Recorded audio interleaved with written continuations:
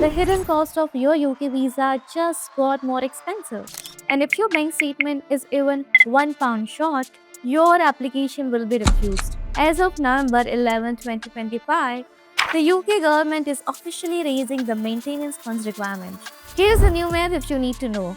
If you're studying in London, the requirement has jumped from the old £1,483 to a new standard of £1,529 per month. If your university is outside London, the rate has gone up from £1,136 to £1,171 per month. So for a full year in London, you are looking at holding over 16.6 lakh rupees in liquid cash. This rule kicks in specifically on November 11th, 2025. If you are planning to submit your visa application on or after this date, you cannot use the old figures.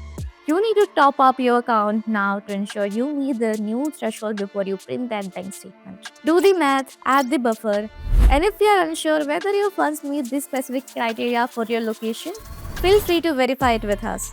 Click the link below to chat with an alumni from Edamox.